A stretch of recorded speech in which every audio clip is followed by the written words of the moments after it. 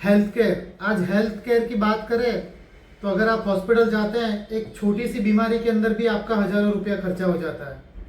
अगर आप एडमिट होते हैं, एक नॉर्मल सी बुखार लगे आपको या सर्दी खांसी हो, और अगर आप एडमिट हो जाते हैं तो आपका बिल 4 से 5 हज़ार रुपया मिनिमम बनता है, अगर 1-2 दिन भी आप हॉस्पिटल में रह गए। उसके अलावा जो खर्चे होते हैं वो अलग। जिस तरह से हमारी पॉपुलेशन है 150 करोड़ की, अब सोच के देखिए 150 करोड़ में कितने लोग बीमार पड़ेंगे, और ये मार्केट कितना बड़ा है हेल्थ केयर सेक्टर का। अब दवाएं देखेंगे तो कितना महंगा होते जा रहा है। किसी भी चीज़ की दवा आप देखेंगे तो वो आसमान छू रहे हैं उसकी प्राइस। आप हॉस्पिटल के बिल देखिए, आप हॉस्पिटल के खर्चे देखिए।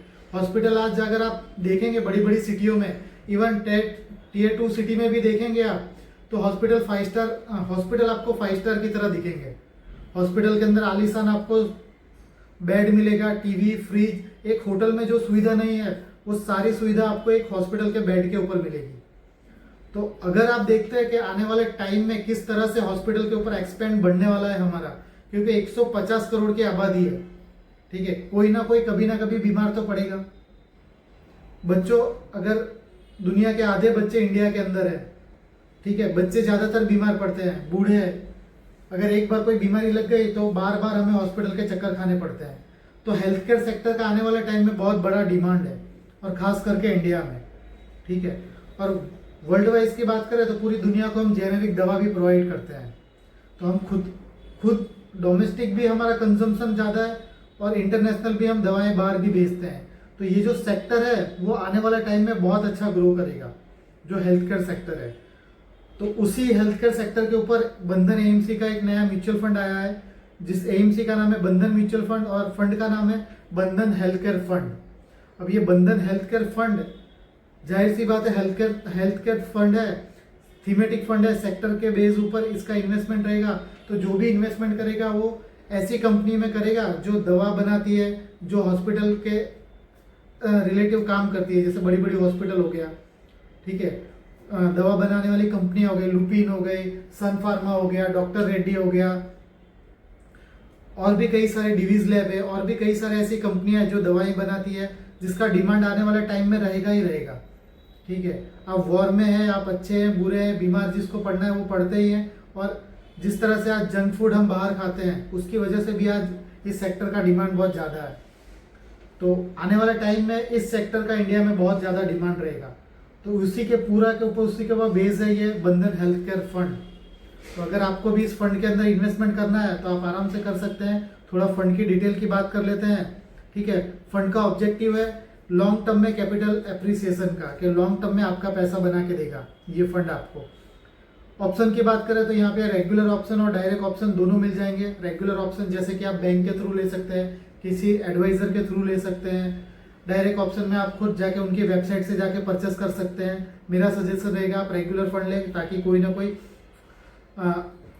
कोई एडवाइजर आपके फंड को चेक कर रहा है, या बैंक का एम्प्लॉय हो, जो भी हो, वो फंड को एक बार चेक कर रहा है, ठीक है। और इसके अंदर ऑप्शन की बात कर लेते हैं तो ग्रोथ ऑप्शन, उसके बाद डिविडेंड ऑप्शन है, और डिविडेंड री इन्वेस्टमेंट का ऑप्शन है। ये तीनों ऑप्शन आपको मिलेंगे। स्कीम की बात करें तो ये ओपन एंडेड स्कीम है, आप कभी भी स्कीम के अंदर एंटर हो सकते हैं, और कभी भी आप स्कीम से बाहर जा सकते हैं। इसके अंदर कोई लॉकिंग पीरियड नहीं है कि आप एक बार स्कीम के अंदर आए और आप यहाँ पे आपको रहना है, ऐसा कुछ नहीं है। कैटेगरी की बात करें तो सेक्टरियल कैटेगरी है, सेक्टर के ऊपर टोटली फोकस रहेगा, और थीमेटिक फंड है, ये पूरा एक थीम बेस्ड फंड है। मिनिमम इन्वेस्टमेंट आप 1,000 रुपये का एप्लीकेशन से कर सकते हैं, वन टाइम अगर आपको करना हो मिनिमम तो 1,000 रुपये। और आपको इस फंड के अंदर SIP करना हो तो सिर्फ 100 रुपये की SIP से शुरू कर सकते हैं। 100 रुपये एकदम मामूली सी अमाउंट है, अगर आप जब चाहे तब इसमें 100 रुपये की SIP शुरू कर सकते हैं। एग्जिट लोड की बात कर लेते हैं। अगर आप 30 दिन से पहले निकलते हैं इस फंड से, कि आपने इन्वेस्टमेंट किया और 30 दिन पहले आप निकलना चाहते हैं, तो यहाँ पे आपको सिर्फ आधा पैसे का 0.50 पैसा आपको एग्जिट लोड है। अगर 30 दिन के बाद आप निकलते हैं तो आपको एग्जिट लोड भी कुछ नहीं लगेगा। रिस्कोमीटर की बात करते हैं, रिस्क बैंड के ऊपर ये फंड वेरी हाई रहेगा, क्योंकि थीमेटिक फंड है। सेक्टर वाइज फंड क्या होते हैं, चलते हैं तो काफ़ी अच्छा चलते हैं, नहीं चलते हैं तो 1-2 साल तक अंडर परफॉर्म भी करते हैं। इसकी वजह से ये थीमेटिक फंड है, तो ये यहाँ पे वेरी रिस्कोमीटर पे ये काफ़ी हाई रिस्क रहेगा फंड का। देखिए हाई रिस्क का क्या मतलब है। रिस्क का मतलब ये नहीं कि आपका पैसा डूब जाएगा। रिस्क का मतलब है कि शॉर्ट टर्म में आपको वॉलेटिलिटी ज़्यादा दिख सकती है शॉर्ट टर्म के लिए, लेकिन आने वाले टाइम में फिर वो आपको पैसा बढ़ा के देगा। ऐसा नहीं है कि रिस्क है तो इसका मतलब आपका पैसा डूब जाएगा। खाली इस फंड में उतार चढ़ाव ज़्यादा रहेंगे। बेंचमार्क की बात कर लेते हैं तो बीएससी हेल्थ केयर फंड है वो इसका बेंचमार्क है।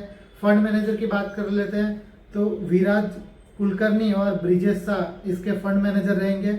एनएफओ की बात करते हैं तो एनएफओ 10 तारीख से ओपन होगा और 24 तारीख को क्लोज हो जाएगा। मेरा ओपिनियन, अगर आप इस फंड के बारे में जानना चाहते हैं तो देखिए, मेरा ओपिनियन ऐसा है कि अगर आपका ऑलरेडी पोर्टफोलियो है और उसके अंदर अगर आप सेक्टर वाइज थोड़ा बहुत बैट ले सकते हैं। देखिए, सेक्टर फंड क्या होता है, थीमेटिक फंड और सेक्टर फंड, कि अगर आपने इसको सही वक्त पे पकड़ा है तो ये आपको आने वाले टाइम में काफ़ी अच्छा रिटर्न दे सकते हैं। कोई भी म्यूचुअल फंड जब भी सेक्टरियल फंड लेके आता है तो वो उसी वक्त लेके आता है जब वो काफ़ी स्टडी करते हैं एक तो पीछे कि कौन सा वक्त सही आने वाले इस टाइम के हम ये फंड लेके आ सकते हैं, तो उनका स्टडी बहुत स्ट्रांग होता है। तो अगर ये कोई म्यूचुअल फंड, बंधन म्यूचुअल फंड जैसी बड़ी म्यूचुअल फंड कंपनी अगर कोई लेके आई है म्यूचुअल फंड, तो उसके पीछे काफ़ी स्टडी होगा। तो आने वाले टाइम में हो सकता है इनको दिख रहा हो कि अभी इसका रनअप आ सकता है। तो अगर आपके पोर्टफोलियो में जगह नहीं है तो 5-10% आप इस फंड के अंदर पैसा डाल सकते हैं। कि अगर 100 रुपये का पोर्टफोलियो है तो आप 5 रुपये या 10 रुपये, जैसा भी आपको अगर पोर्टफोलियो में जगह दिख रहा है तो आप डाल सकते हैं। अगर ऑलरेडी किसी फंड, कोई भी सेक्टरियल फंड का आपके पास, थीमेटिक फंड का, हेल्थ केयर है, तो फिर इसे अवॉइड कर सकते हैं। लेकिन अगर नहीं है, ठीक है, और आप थोड़ा बहुत चाहते हैं तो आप इस फंड के अंदर जा सकते हैं। ये मेरा ओपिनियन है।